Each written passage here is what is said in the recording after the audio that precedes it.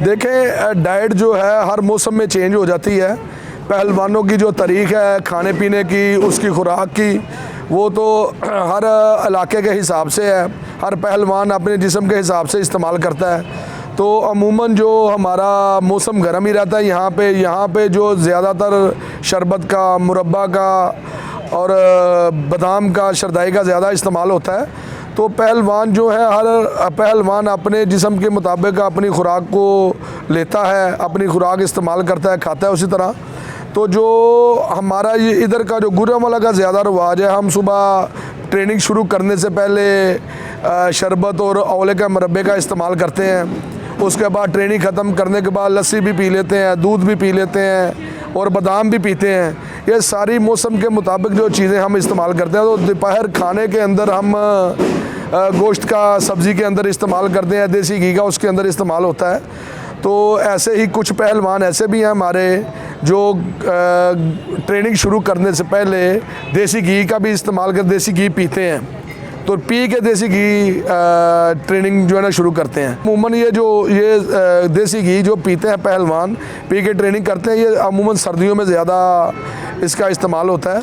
तो वैसे हमारे हाँ जो है काफ़ी ऐसे भी हैं जो हर मौसम में इसको इस्तेमाल कर लेते हैं।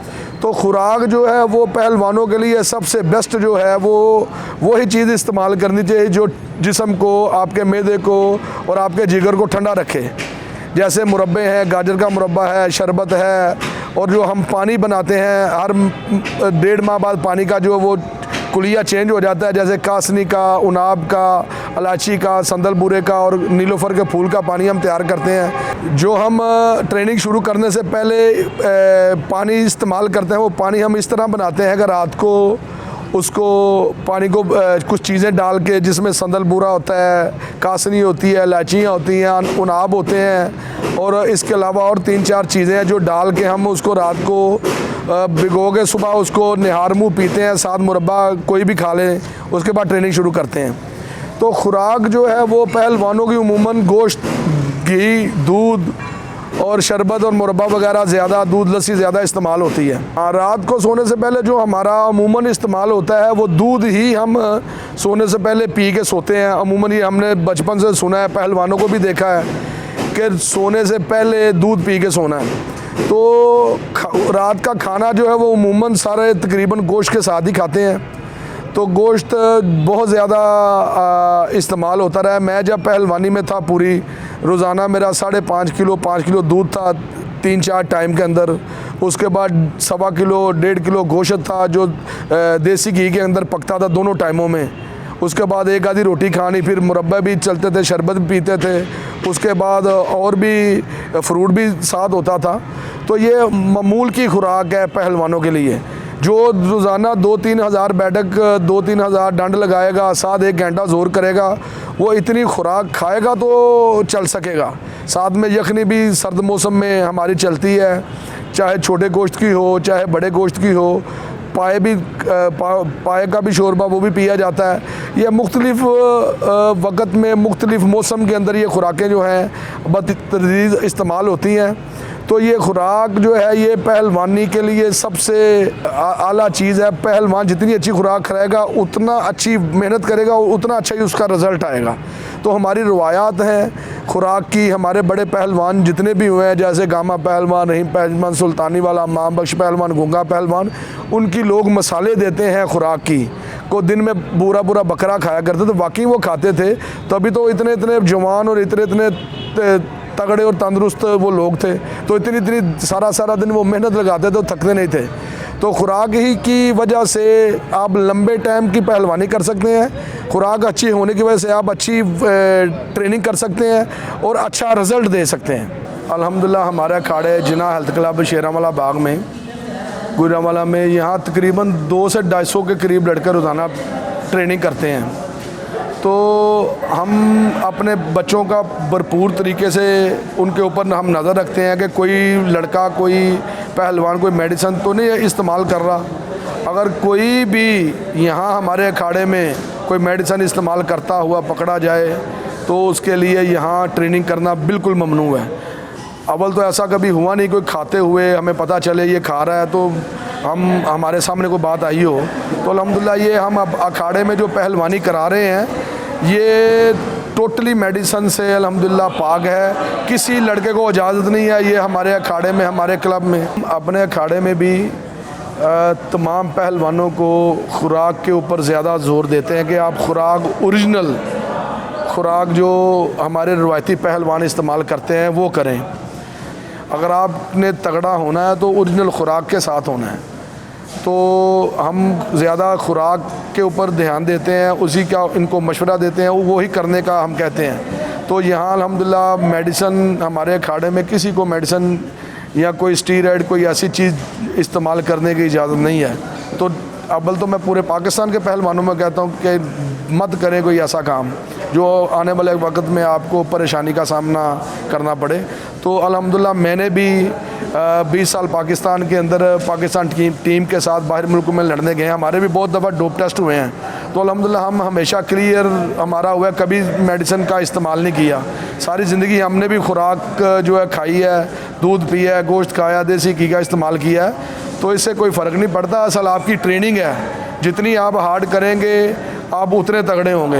ये मेडिसिन थोड़ा किसी को तगड़ा करती है, फिर भी ट्रेनिंग जो है ना वो लाजिम है। तो जो अच्छी खुराक खाएगा, साथ अच्छी ट्रेनिंग करेगा, वो पाकिस्तान का बल्कि दुनिया का सबसे अच्छा पहलवान, सबसे अच्छा स्पोर्ट्समैन बनेगा। ये जितनी मेडिसिन आजकल बाज़ारों में आ रही है, लोग मेडिसिन खा रहे हैं, लोग मेडिसिन को सब कुछ समझ रहे हैं, वो कुछ भी नहीं है। आप तमाम पहलवान और जितने स्पोर्ट्समैन हैं सही खुराक का इस्तेमाल करें। खुराक खाने से ही सब कुछ होता है। अगर मेडिसिन खाएंगे, आपका पहले तो पाकिस्तान का मौसम नहीं है, दूसरा किसी को पता नहीं है, उससे जान का भी नुकसान हो सकता है, बंदे की मौत भी हो सकती है। कई पहलवान इंडिया के अंदर भी और पाकिस्तान के अंदर भी कई स्पोर्ट्समैन जो हैं वो उनकी मौत हो चुकी है ना पता होने की वजह से। तो मेरा ये मशवरा है सब पहलवानों को, सब खिलाड़ियों को, आप अपनी खुराक के ऊपर ज़्यादा तवज्जो दें। ये मेडिसिन कोई भी आपको कोई अच्छा पहलवान अगर आपको मशवरा देता है कि आप ये चीज़ खाएं, ये ऐसी मेडिसिन इस्तेमाल करें, ये करें, वो बिल्कुल बेगैरती कर रहा है, झूठ बोल रहा है आपके साथ, आपकी ज़िंदगी के साथ वो खेल रहा है। लिहाजा जितना बच सके मेडिसिन से बचें, ताकि आप आने वाला जो फ्यूचर है आपका मुस्तकबिल वो ख़राब ना हो। अपनी खुराक की तरफ ज़्यादा ध्यान दें, खुराक इस्तेमाल करें जो ओरिजिनल है, वो उसके ऊपर मेहनत ज़रूर है, मगर वो आपकी ज़िंदगी के लिए भी अच्छी है और आपकी गेम के लिए भी अच्छी है और आपके मुस्तकबिल के लिए भी अच्छी है। तो खुराक पर ज़्यादा ध्यान दें। ये जितनी बातें लोग करते हैं, जो कोई कोच हैं, अगर कोई पहलवान है, किसी बच्चों को वर्गलाते हैं कि आप ये मेडिसिन इस्तेमाल करो, ऐसे हो जाएगा, इतना फ़र्क, ये कुछ नहीं होता। ये सब फजूल और मनगढ़ंत बातें हैं। कोई तगड़ा वही बंदा होता है जो रूटीन के साथ अपनी मेहनत करता है और अच्छा खाता है। तो मेरा यही मशवरा है सबको, खुराक की तरफ ध्यान दें। जो मेडिसिन आपको खिलाएगा, जो स्टीरॉयड आपको यूज़ कराएगा, वो आपका सबसे बड़ा दुश्मन है, इससे बचें। और खुराक, ओरिजिनल खुराक जो हमारी रवायती है पहलवानों की, उसको अपने ऊपर इस्तेमाल करें, उसको अपनी ज़िंदगी का मामूल बनाएं, ताकि आप लंबे टाइम की पहलवानी कर सकें। तो ये जो मेडिसिन खा के लोग शॉर्टकट तगड़ा होने का सोचते हैं, वो अपने साथ ज़्यादा जुल्म कर रहे हैं। वो शॉर्टकट तरीके से ऊपर आते हैं और उसी साल 6 महीने के अंदर उनका पता भी नहीं चलता, वो छोड़ के चले जाता है। कोई ना कोई उनको जिस्मानी तौर के ऊपर कोई ना कोई मसला बढ़ जाता है। तो इन चीज़ों से बचाव के लिए अपनी ज़िंदगी के बारे में सोचें। ये मत सोचें कि हम रात को मेडिसिन खाएंगे सुबह तगड़े हो जाएंगे, ऐसी बिल्कुल बात नहीं है। तगड़ा बंदा फिर भी मेहनत करने से होता है। अगर अच्छी खुराक खाएगा, अच्छा अपने ऊपर पैसे लगाएगा, खाने के पीने के ऊपर अच्छा गोश्त खाएगा, दूध पिएगा, मक्खन खाएगा, घी खाएगा, उसका एक तो टाइम बहुत लंबा गेम का होगा, दूसरा सेहतमंद और तंदुरुस्त भी रहेगा, किसी बीमारी से किसी परेशानी में मुब्तला नहीं होगा जब वो गेम भी छोड़ेगा तब भी। तो देखें ना, अभी ये हमारा रिसेंटली एक लड़का हमारे खाड़े का में तो पहलवानी उसने शुरू की थी, अभी वो किसी और के पास चला गया, तो उसने उसको मेडिसिन यूज़ करा के पाकिस्तान की टीम के साथ वो बाहर गया, मेडल भी उसने लिया है, मगर वो पॉजिटिव आ गया उसका, तो वो 3 साल के लिए बैन भी हो गया, उसका फ्यूचर भी ख़राब हो गया और सारे पाकिस्तान की इंसल्ट भी हो गई है कि पाकिस्तान के अंदर भी लोग स्टीरॉयड यूज़ करते हैं। तो ऐसी चीज़ों से बचना चाहिए ताकि आपका मुस्तकबिल भी सेफ़ हो और आपकी सेहत भी जो है ना वो उसमें कोई ख़राबी ना आए। तो मेरा तो यही मशवरा है एज ए सीनियर पहलवान होने का कि सब पहलवानों को इन चीज़ों से बचें जो आपको मेडिसिन खिलाने में, स्टीरॉयड यूज़ कराने में अगर आपको कोई मशवरा देता है वो सबसे बड़ा आपका दुश्मन है।